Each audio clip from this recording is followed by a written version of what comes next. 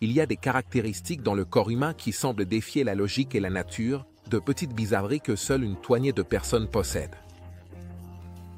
De la possibilité d'avoir une côte supplémentaire à la capacité de goûter le monde de manière plus intense, ces particularités nous montrent à quel point la génétique peut être diverse. Numéro 1. Côte supplémentaire. La côte, numéro 13. Imaginez vivre avec un trait que peu de gens dans le monde pourraient même imaginer. Une côte supplémentaire n'est que le début d'une liste de raretés génétiques qui défie la logique, la médecine et l'imagination. Par exemple, alors que la plupart d'entre nous avons 12 paires de côtes, il existe des personnes qui ont une 13e côte, un phénomène si étrange qu'il affecte moins de 1% de la population. Mais les surprises ne s'arrêtent pas là. Car il existe aussi la côte cervicale, une variante encore plus particulière qui apparaît près de la base du cou. Cette étrange formation osseuse passe inaperçue dans la plupart des cas, car elle ne cause ni douleur ni gêne, à moins qu'elle n'interfère avec les nerfs ou les vaisseaux sanguins. Cela en fait un mystère anatomique qui est souvent découvert par hasard lors d'une radiographie. Tout au long de l'histoire, il est intéressant de penser à la façon dont les anciennes civilisations auraient perçu ce trait. Peut-être qu'une personne avec une côte supplémentaire aurait été considérée comme une sorte d'élu, un individu avec une connexion spéciale avec le divin. Aujourd'hui, la science s'occupe d'analyser ces anomalies avec plus de détails, bien qu'il reste encore de nombreuses questions à résoudre. Pourquoi certaines personnes naissent-elles avec ce plus anatomique et d'autres non? Quels facteurs influencent l'apparition de ces côtes supplémentaires? La médecine a progressé, mais il reste fascinant d'observer comment certains traits défient les règles biologiques les plus fondamentales. Bien que dans de nombreux cas la présence d'une côte supplémentaire soit inoffensive, certaines personnes peuvent ressentir des symptômes tels que des douleurs au cou et aux épaules ou un engourdissement dans les bras si la côte comprime un nerf. Malgré cela, les médecins ne recommandent l'intervention que si les symptômes deviennent sévères. La plupart du temps, ces côtes supplémentaires ne sont rien de plus qu'une curiosité anatomique qui nous rappelle à quel point la biologie humaine peut être diverse. Mais la vérité est que chaque personne avec cette caractéristique porte en elle une petite exception à la norme, quelque chose qui les rend uniques dans un monde de 6 milliards d'individus. Ces histoires nous invitent à regarder notre propre corps avec un peu plus d'émerveillement. Qui sait combien d'autres petits mystères les gens portent sans même le savoir. La science et la curiosité vont de pair, et la présence d'une 13e côte est un rappel qu'il reste encore beaucoup à explorer dans le monde fascinant de l'anatomie. Numéro 2. La ligne sonisphérique. Celle P. Dans la paume.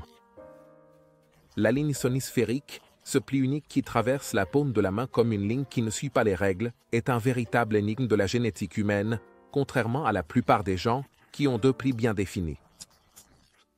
Ceux qui possèdent cette particularité montrent une seule ligne qui traverse la paume d'un côté à l'autre, comme si la ligne de vie et la ligne de cœur s'étaient fusionnées en une seule. Ce phénomène est si rare qu'il affecte moins de 5% de la population et, à la surprise de beaucoup, il est 3 fois plus courant chez les hommes que chez les femmes. Néanmoins, cette curiosité génétique a attiré l'attention des médecins et des chercheurs pendant des décennies, car, bien que dans la plupart des cas elle ne cause pas de problèmes de santé, sa présence a été liée à certaines conditions génétiques. Parmi elles, on trouve le syndrome de Down et le syndrome de Turner, 2 troubles qui affectent la distribution chromosomique.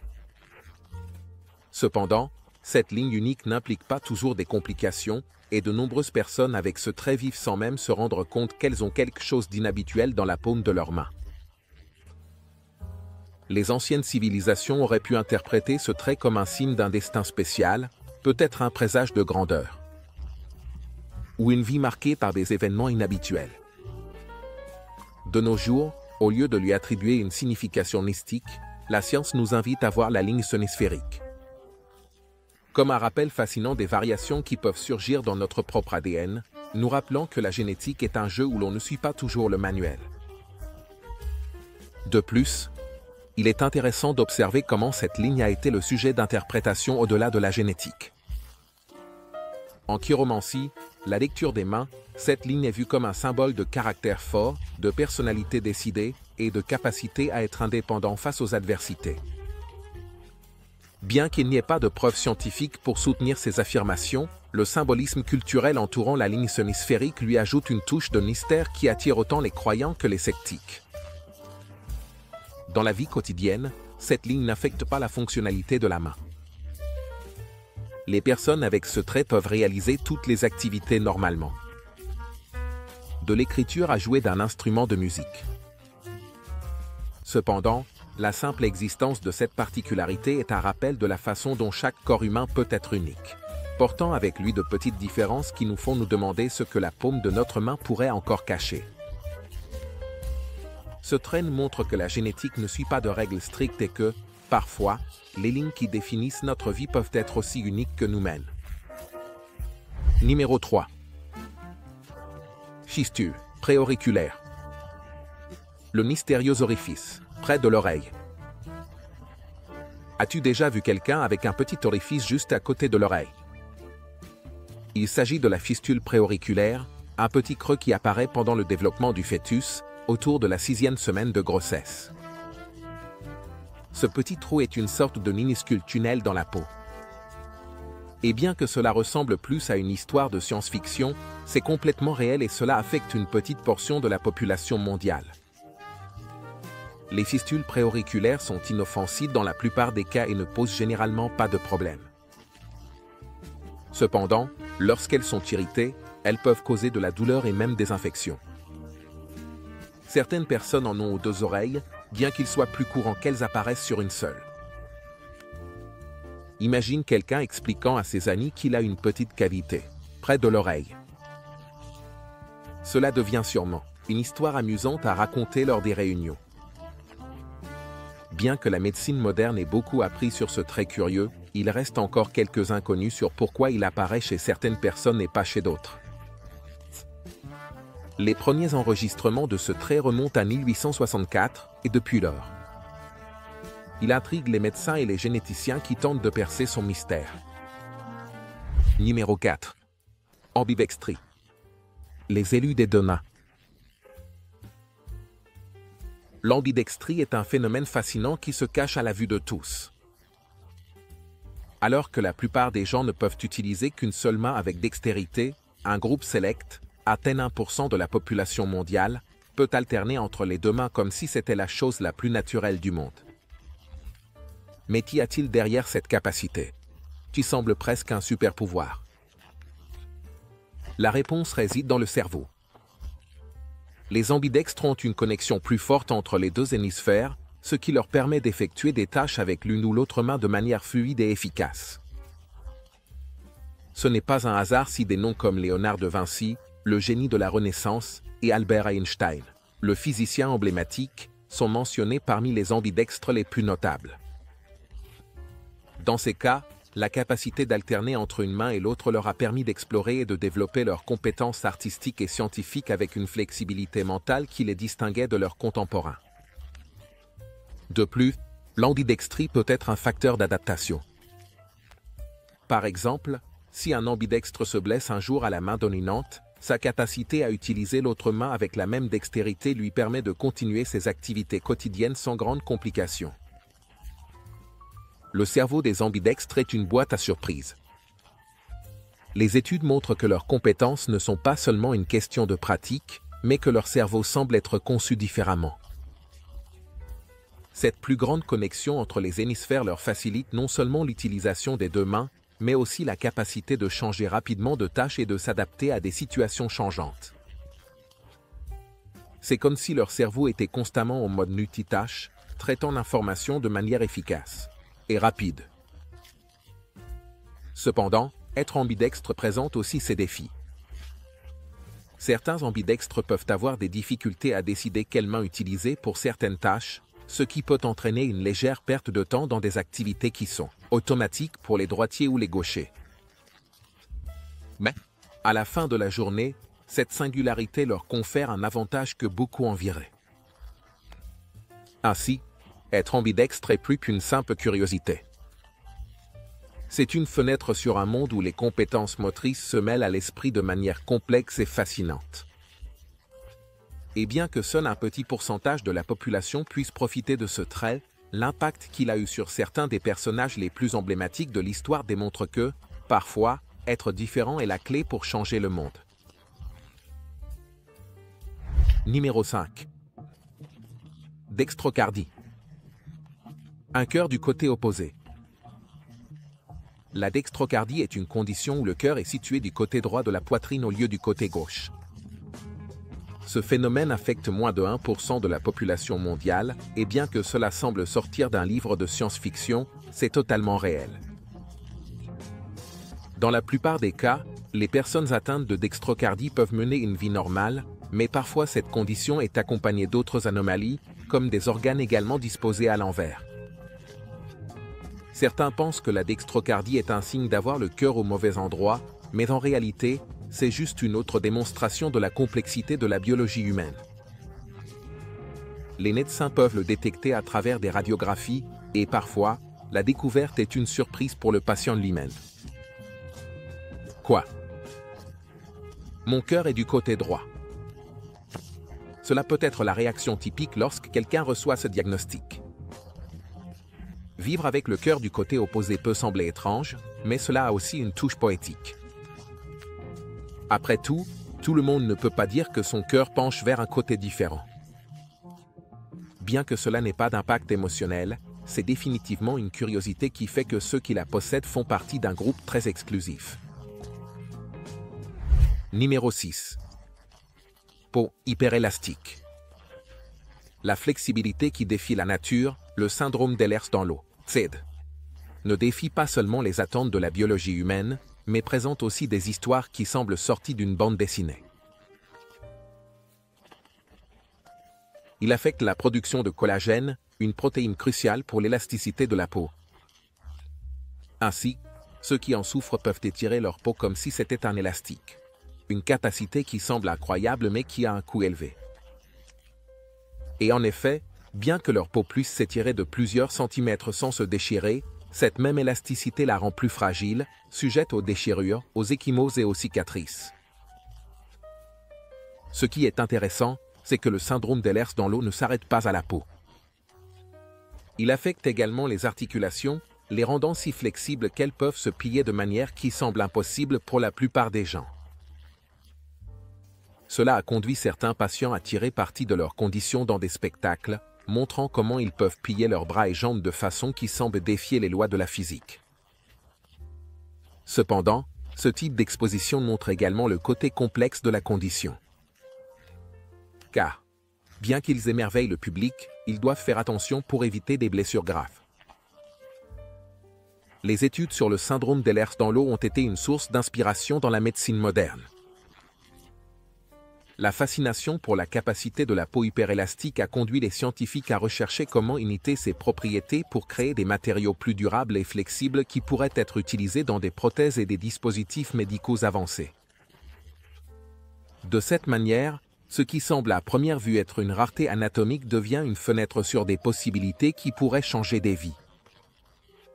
Cependant, le quotidien de ceux qui vivent avec le SID peut être un véritable défi. Les tâches quotidiennes, comme s'habiller ou porter des objets lourds, peuvent devenir compliquées en raison de la fragilité de leurs articulations et de leur propension à se blesser facilement. Pourtant, beaucoup de ces personnes ont trouvé des moyens de s'adapter à leurs conditions, en développant des routines de soins et d'exercices qui les aident à maintenir leur mobilité et leur qualité de vie. De plus, la communauté médicale a progressé dans le développement de thérapies visant à renforcer leurs muscles pour offrir un meilleur soutien à leurs articulations hyperflexibles. L'histoire de l'homme élastique, un artiste connu pour sa capacité à étirer la peau jusqu'à des limites étonnantes, est un exemple clair de la façon dont certaines personnes ont réussi à transformer cette condition en une forme d'expression. À travers ses performances, il a amené le public à s'émerveiller et à s'interroger sur les limites du corps humain. Cette fascination pour ce qui semble impossible a aidé à créer une meilleure compréhension et visibilité du syndrome d'Ehlers-Danlos, démontrant que même les conditions les plus rares peuvent trouver leur place dans la curiosité du monde. Numéro 7. Hétérochronie. La magie des yeux de deux couleurs. L'hétérochronie est l'un de ces traits qui semblent magiques à première vue. Une personne avec un œil d'une couleur et l'autre d'une couleur complètement différente. D'un côté, il y a l'hétérochronie complète, où chaque œil a une couleur différente. D'un autre côté, il existe l'hétérochronie partielle, où un même œil peut avoir différentes nuances. Ceux qui ont une hétérochronie sont souvent le centre de l'attention, car leurs yeux sont un mystère visuel que beaucoup considèrent comme hypnotisant. Certains assurent que ces personnes ont un regard qui semble raconter des histoires cachées. Il est facile d'imaginer comment quelqu'un avec un œil vert et l'autre bleu aurait pu être perçu comme un être magique ou même un élu dans les temps anciens. Ce trait est apparu aussi bien chez les humains que chez les animaux. Et dans les deux cas, c'est une source de curiosité et de fascination. Par exemple, de nombreux chats avec hétérochronie deviennent des stars d'Internet en raison de leur apparence unique. Pour certains, avoir de l'hétérochronie est un symbole de rareté et de singularité qui les fait se démarquer de la foule. Peu importe comment cela est perçu, une chose est certaine. Une paire d'yeux de deux couleurs ne passe pas inaperçue. Numéro 8. Chimérisme. Être son propre jumeau. Le chimérisme est l'un de ces phénomènes qui semblent sortis d'un livre de science-fiction. Cela se produit lorsque deux embryons se fusionnent pendant les premières étapes du développement fœtal, donnant lieu à un seul individu avec deux ensembles d'ADN différents. Cela signifie qu'une personne avec du chimérisme peut avoir des caractéristiques génétiques différentes dans différentes parties de son corps, comme la pigmentation de la peau ou même la couleur des yeux. En d'autres termes, quelqu'un avec du chimérisme est son propre jumeau. Ce phénomène est extrêmement rare et seulement une poignée de cas ont été documentés dans le monde entier. L'une des histoires les plus fascinantes est celle d'une femme qui a découvert que ses enfants ne partageaient pas son ADN à 100%, car son utérus avait un ADN différent du reste de son corps. En raison du chimérisme. Imaginez la surprise de la science lorsqu'ils ont découvert cela. Les personnes avec du chimérisme ne présentent pas seulement une apparence unique, mais elles ont également défié la médecine, obligeant les experts à repenser ce qu'ils croyaient savoir sur la génétique et le développement humain. Il y a même eu des cas de sportifs pour qui le chimérisme a donné un avantage, en ayant des caractéristiques génétiques des deux frères combinés. Sans aucun doute, c'est l'un de ces mystères de la nature qui continue d'intriguer tant les médecins que les curieux. Numéro 9. Syndrome de la peau desquamante. L'épiderme changeant. Le syndrome de la peau desquamante est une condition qui affecte la couche la plus externe de la peau, la faisant se détacher continuellement. Imaginez que la peau se boursoufle et tombe comme une écorce, laissant à découvert une nouvelle couche de peau sensible. C'est un trouble génétique rare qui peut rendre la vie de ceux qui en souffrent assez compliquée. Bien qu'on ne sache pas combien de personnes dans le monde en sont atteintes, on estime que les cas sont très rares, ce qui en fait une rareté médicale. La desquamation peut être localisée, affectant seulement certaines zones du corps comme les mains et les pieds, ou elle peut être généralisée, couvrant de grandes parties du corps comme le torse ou le visage. Chaque épisode de desquamation peut être douloureux et la peau exposée est vulnérable aux infections. Les personnes atteintes de cette condition doivent être extrêmement prudentes avec leurs soins personnels, en utilisant des crèmes et des traitements spéciaux pour protéger leur peau. Cependant, cette condition rare a servi à inspirer des recherches médicales sur la régénération de la peau.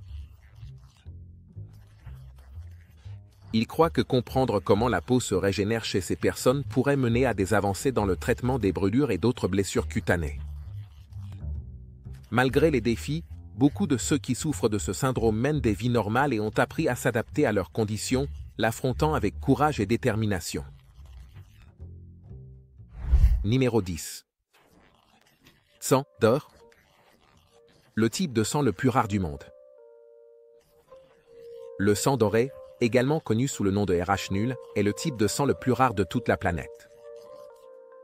Seules environ 40 personnes dans le monde en sont porteuses, ce qui en fait un véritable trésor pour les banques de sang. Malgré son nom, il ne s'agit pas de sang de couleur dorée, mais d'un sang qui manque de tous les antigènes du système RH, ce qui le rend incroyablement précieux en termes médicaux. Le premier cas de sang doré a été découvert en 1961 chez une femme australienne. Depuis lors, chaque personne avec ce type de sang est devenue une sorte de héros anonyme pour la science, car leur sang est crucial pour des transfusions extrêmement spécifiques. Cependant, ils font également face à un grand problème. Si jamais ils ont besoin d'une transfusion sanguine, trouver un donneur compatible peut être une tâche monumentale. Avoir du sang doré, c'est comme être une licorne dans le monde de la médecine.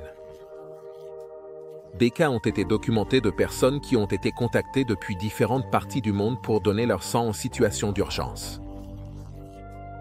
Bien que cela puisse être un fardeau émotionnel pour eux, ils savent aussi que leur sang peut sauver des vies.